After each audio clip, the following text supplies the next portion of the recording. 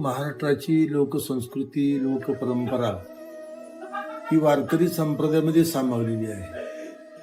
अर्थात या परंपरेचे आम्ही पायिक आहोत, उपासक आहोत, प्रचारक आहोत.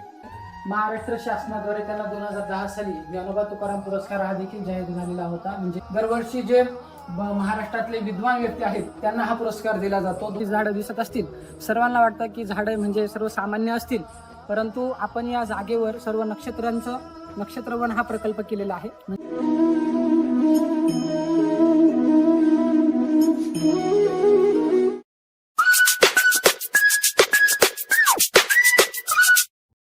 तर गाईज आपण लव्हित गावामध्ये आलो होतो. जसं की आपण अवधूतकडे आलो होतो, हे तुम्ही ऐकलंच असेल. पण लव्हित गावामध्ये संत कुटिया म्हणून एक फेमस लोकेशन आहे आणि तिथे आहे ना म्हणजे एक प्रसिद्ध लव्हितकर, आदरणीय लव्हितकर बाबा असं म्हणून प्रसिद्ध व्यक्तिमत्व आहे.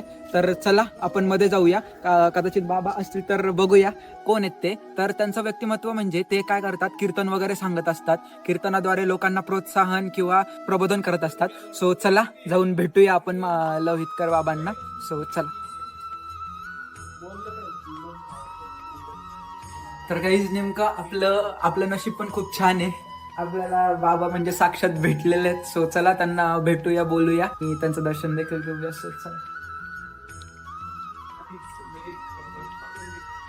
नमस्कार करतो. तर काहीच तुम्ही बघू शकता की इथे आपले आदरणीय लव्हितकर महाराज आपण म्हणतो ते हेच आहेत. बाबा, मग तुम्ही कीर्तनाद्वारे जसं जसं लोकांचं प्रबोधन करता त्याच्याबद्दल थोडस 2 शब्द बोला.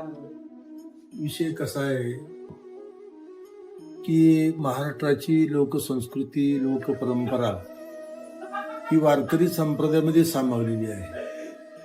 अर्थात या परंपरेचे आम्ही पायिक आहोत, उपासक आहोत, प्रचारक आहोत.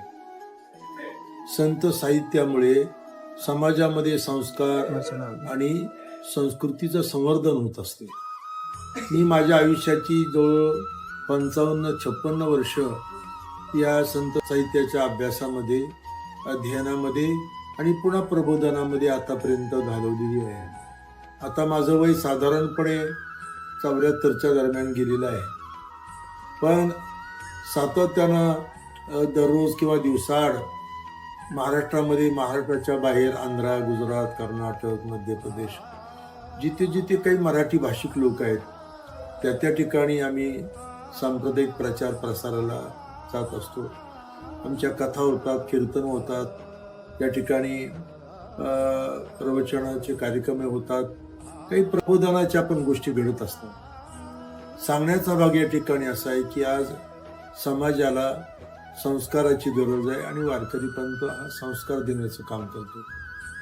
तसं तर मी जगद्गुरू तुकाराम महाराजांच्या अभंग शैलीवर म्हणजे तत्वज्ञान आणि काव्यशैलीवर डॉक्टरेट केलेली आहे आणि जवळजवळ 2 टर्म आंतरराष्ट्रीय पुणे विद्यापीठामध्ये संत तुकाराम चेरवर प्रमुख आणि प्राध्यापक म्हणून देखील काम केलेलं आहे.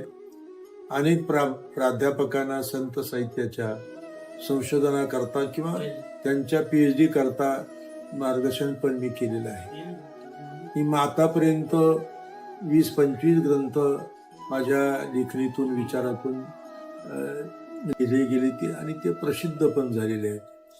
पुन्हा आधुनिक शिक्षण इंग्रजी असल्यामुळे संत साहित्य आणि भारतीय तत्वज्ञान याचा इंग्रजीमध्ये देखील पुढच्या विद्यार्थ्यांना अभ्यास करता यावा म्हणून संपूर्ण तुकारामाची गाथा आम्ही इंग्रजीमध्ये रूपांतरित केली.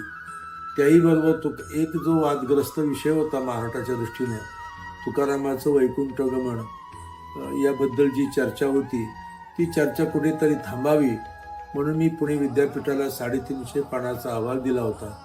त्याचं पण पुणे विद्यापीठाने प्रकाशन केलं आणि मग आता तो ग्रंथ जगाला कळावा म्हणून तुकारामाचं वैकुंठ गमन हे वैज्ञानिक सत्य कसं आहे हे सांगण्याकरता मी पुन्हा त्याचं इंग्रजीमध्ये रूपांतर केलं.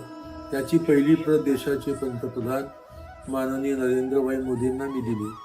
त्याच्यामुळे आज संपूर्ण जगभरामध्ये ई लर्निंगच्या माध्यमातून संत साहित्य आणि तुकारामांचा विचार हा पोचतोय. ही विशेष आनंदाची गोष्ट आहे. 2010 मध्ये मला महाराष्ट्र शासनाचा ज्ञानोबा तुकाराम पुरस्कार मिळाला. माझ्या माहितीप्रमाणे 100-150 तरी मला पुरस्कार आतापर्यंत मिळालेले असतील. एकूण माझी जी प्रचाराची धडपड आहे, अभ्यासाची जी एकूण भूमिका आहे किंवा जो मी आतापर्यंत अभ्यास केला याची दखल समाजाने घेतली, शासनाने घेतली आणि काही छोट्या मोठ्या कार्यकर्त्यांनी पण त्याची दखल घेतली. त्याच्यामुळे अनेक पुरस्कारांनी मला गौरवण्यात आलं. खरं सांगायला हरकत नाही, मी माझ्या वयाच्या साधारणपणे 10-12 वर्षापासूनच कीर्तन करतो आणि तेव्हापासून पंढरपूर, आळंदी, काशी, ऋषिकेश, पारडी वेगवेगळ्या ठिकाणी जाऊन मला अभ्यास करता आला, चिंतन करता आलं, अध्ययन करता आलं. मी वैदिक वाङ्मयापासून संत साहित्याचे जवळजवळ सर्वच आतापर्यंत ग्रंथ अभ्यासण्याचा प्रयत्न केलेला आहे. हजारो ग्रंथ माझ्या अभ्यासात गेले, चिंतनात गेले. त्याच्यामुळे मला तत्वज्ञान, संत साहित्य, वेद वाङ्मय याच्याबद्दलचा एक साक्षेपी अभ्यास माझा घडलेला आहे. आणि विशेष आनंदाची बाब या ठिकाणी मला मुद्दाम सांगावीशी वाटते की मी अखिल भारतीय संत साहित्य संमेलनाचा पण गोंदिया विदर्भामध्ये जे संमेलन झालं गोंदिया त्याचा मी अध्यक्ष पण होतो. अनेक ठिकाणी अनेक कार्यक्रमात मला मोठ्या पदावर बसवलं गेलं आणि वारकरी संप्रदाय हा कुंभमेळ्यात जावा या दृष्टिकोनातून आम्ही मोठा प्रयत्न केला. मला महंताई दिली, महामंडलेश्वर केलं, द्वाराचार्य अशी पदं केली. त्यामुळे भारतामध्ये उज्जैन, हरिद्वार, प्रयाग, नाशिक, त्र्यंबक या ठिकाणी जाऊन आम्ही शाही स्नान करतो. तिथे आमचे टेंट लागतात, तिथे आमचे अनुष्ठानं होतात, यज्ञयाग होतात, प्रबोधन चालतं, कथा कीर्तनं चालतात. खूप चांगल्या रीतीनं वारकरी संप्रदाय ही महाराष्ट्राची अस्मिता या निमित्तानं देश पातळीवर गेलेली आहे आणि त्याच्यामुळे खूप मोठं काम मला करता आलं माझ्या आयुष्याच्या मानानं आणि ते मी आतापर्यंत करतो आहे. आज याही दृष्टिकोनातून हा विचार इथे मला सांगितला पाहिजे. पण मी विरक्त झाल्यामुळे मी प्रापंचिक लोकात राहत नाही, म्हणून इथे जंगलामध्ये कुटिया बांधून, संत कुटिया बांधून इथे मी राहतोय. इथे मंदिर उभारणी केलेली आहेत, ही कुटिया उभारलेली आहेत. आमच्या लवित गावचे लोक इथे सातत्यानं सर्व देखभाल करतात, पाहतात आणि ही लोकांचंच आहे. माझा काही कोणी अजून उत्तराधिकारी नाही, माझं गावच माझं उत्तराधिकारी मी मानतो. आणि विशेष मग करून इथे एक अत्यंत अद्भुत असं नक्षत्रवन प्रकल्प मी केलेला आहे. ज्या नक्षत्रावर आपला जन्म झाला त्या नक्षत्राचं अनुबंधित एक झाड असतं. ते झाड भारतीय धर्मशास्त्रात आल्यामुळे त्याची मला माहिती असल्यामुळे अशा पद्धतीनं नक्षत्रवन प्रकल्प केलेला आहे. इथे चिंचवन प्रकरण आहे आणि महत्त्वाचे आपला प्रकल्प आहे. आणि विशेष करून नेपाळमधून मी रुद्राक्षाची झाडं आणि रुद्राक्ष वन देखील या ठिकाणी मोठ्या प्रमाणात आहेत. त्याही बरोबर या ठिकाणी आळंदी या ठिकाणून अजान वृक्षाच्या मी मूळ आणलं होतं आणि त्या मुळापासून देखील गावातही पण वृक्ष झाले, इथे पण वृक्ष झाले. माझं लवी ते प्रॉपर गाव आहे, जन्मगाव आहे. तिथे सुद्धा संत तुकाराम महाराजांचं मंदिर उभारलेलं आहे, तिथे पण नक्षत्रवन प्रकल्प आहे. अशा पद्धतीनं आमचं गाव महाराष्ट्र शासनाने तीर्थक्षेत्र योजनेमध्ये पर्यटनमध्ये प्रस्तावित केल्यामुळे अनेक विकासाची विस्ताराची कामं या ठिकाणी होतात. या कुटियामध्ये काही विद्यार्थी पण इथे राहतात, ते अध्ययन करतात, संत साहित्याचं चिंतन करतात, स्तोत्रपाठ करतात, पखवाज, भजन, कीर्तन हे पण शिकतात. आणि या परिसरामध्ये जे कीर्तनकार, प्रवचनकार आहेत ही सुद्धा काही मार्गदर्शन घेण्याकरता किंवा काही ग्रंथ सोडवण्याकरता माझ्यापर्यंत येतात. त्यांच्याशी आम्ही मन मोकळ्यापणाने चर्चा करतो. त्यांचे काही प्रश्न असतील ते सोडवण्याचा मी या ठिकाणी प्रयत्न करतो. तेव्हा अध्यापन आणि अध्ययन, साधना, अनुष्ठान या सर्व बाबी या संत कुटियाच्या माध्यमातून इथे चालू आहे. आनंदाची बाब आहे आज आपण या ठिकाणी आलात. आता आम्हाला राम जन्मभूमी न्यासानं त्या ठिकाणी प्रभू रामचंद्राच्या मूर्तीची स्थापना असल्यामुळे 22ला मला पण त्या ठिकाणी प्राधान्यानं निमंत्रण देऊन बोलावलेलं आहे. 19 तारखेला फ्लाईटने आम्ही जाणार आहोत त्या ठिकाणी. त्या सोहळ्यामध्ये सभा करणार आहोत. कारण रामचंद्र प्रभू ही राष्ट्राची अस्मिता आहे. धर्माची अस्मिता याहीपेक्षा ती राष्ट्राची अस्मिता आहे. आणि प्रभूचं 500 वर्ष ज्या घटनेची आम्ही वाट बघत होतो ती आता सुदैवानं घडते. विशेष उल्लेखनीय आणि आनंदाची बाब आहे. तेव्हा अनेक गोष्टी आहेत. आपण या ठिकाणी सर्व ग्रंथ बघा. इथे वेद, उपनिषद, ब्रह्मसूत्र, पुराण, सर्व संतांच्या गाथा, सर्व गोष्टी आहेत. आतापर्यंत मला जे पुरस्कार मिळाले ते सुद्धा इथे आपल्याला दिसतील सर्व. आणि सर्व गोष्टी या ठिकाणी दिसतात. अशा अनेक गोष्टी आहेत. माझ्या आळंदी या ठिकाणी मी राहतो त्याही ठिकाणी मला पुरस्काराचे काही आहे. तिथे पण माझे ग्रंथ आहेत. तेव्हा अशा पद्धतीने कामकाज चालू आहे. संत साहित्याच्या प्रचार आणि प्रसाराचं काम चालू आहे आणि हे सतत चालू राहावं त्याकरता आम्हाला आरोग्य पण मिळालं पाहिजे, समय पण मिळाला पाहिजे. काही वेळेला आरोग्य कमी अधिक होतं, समय मिळत नाही. त्यामुळे माझी बरीचशी कामं अजूनही प्रलंबित आहे. माझ्या फार मोठ्या आकांक्षा आहेत, फार मोठ्या माझ्या मनामध्ये योजना आहेत. पण त्या कशा पूर्ण होतील, कशा पद्धतीनं जातील, होतील अशी मला रात्रंदिवस चिंता वाटते.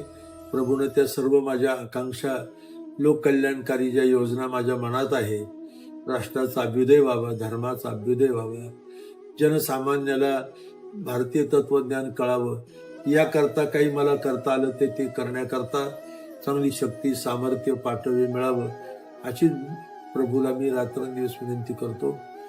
यापेक्षा आणखी काही तुम्हाला माहिती आवश्यक असेल तर आपण मला विचारू शकता. धन्यवाद बाबा.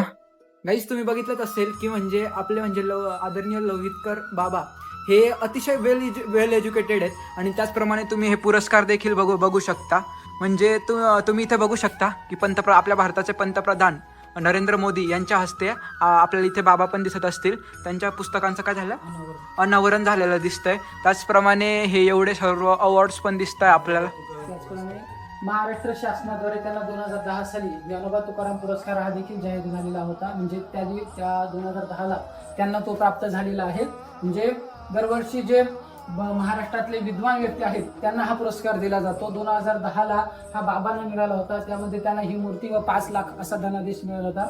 त्याचबरोबर त्यांना आपण बघू शकता प्रत्येक वस्तूचं जर स्वतंत्र स्पष्टीकरण द्यायला गेलं तर आपल्याला खूप साऱ्या वस्तू दिसत असतील. त्याचप्रमाणे हा मुख्य पुरस्कार म्हणून याचं सांगितलं. त्याचबरोबर आपण बघू शकता बऱ्याच आपल्याला सन्मान चिन्ह देखील आहेत, मूर्ती देखील आहेत.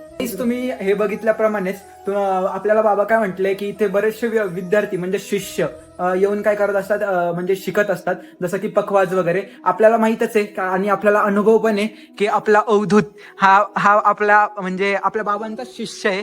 आणि तुम्ही बघितलंच असेल आपल्या ब्लॉगमध्ये वगैरे त्याला किती म्हणजे योग्य माहिती आहे. आपल्याला त्याने आहे ना बऱ्याचशा व्लॉगमध्ये आपल्याला त्याने म्हणजे अवधूतने बऱ्याचशा व्लॉगमध्ये म्हणजे टाकेद असो किंवा आपलं पंचवटी असो, आपण कपालेश्वर मंदिरात देखील गेलो होतो तेव्हा अवधूतनेच आपल्याला संपूर्ण माहिती सांगितली होती. त्याबद्दल आम्हाला एवढा छान मित्र लाभला आणि त्याला म्हणजे एवढं चांगली माहिती आहे त्याबद्दल मला खूप आनंद होतो. आणि अवधूत असंच तू पुढे कार्य करत राहा आणि बाबांच्या हाताखाली शिकत राहा असंच म्हणेन. आणि चला गाईज आता भेटूया कारण की वेळ पण खूप झालाय. 5:30 वाजले तर निघूया.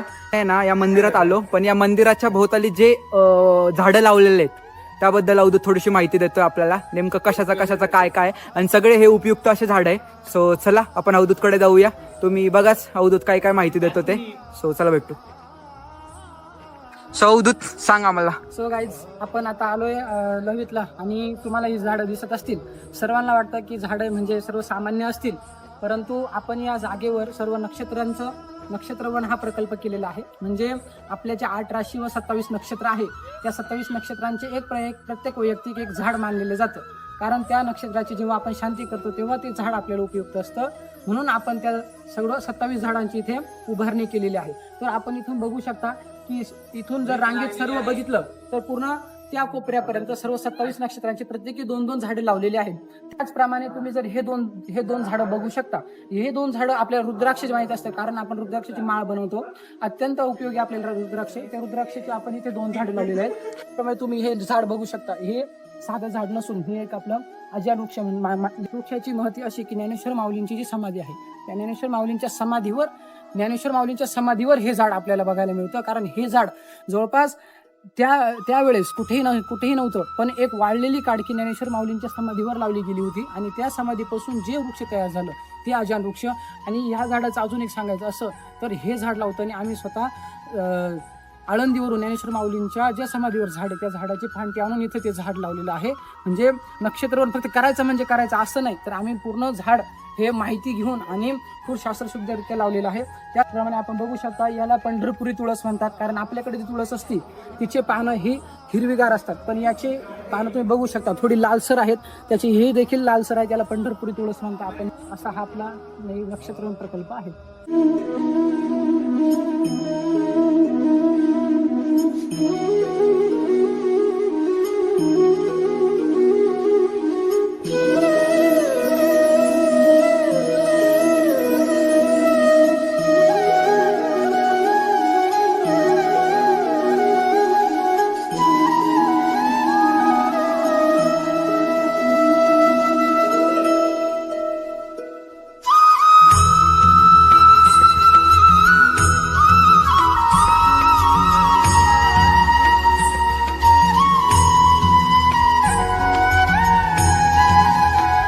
काहीच फायनली बाबांना वगैरे भेटलोय. तुम्ही बघितलंच असेल, त्यांनी माहिती पण खूप विस्तृत अशी माहिती दिली आहे.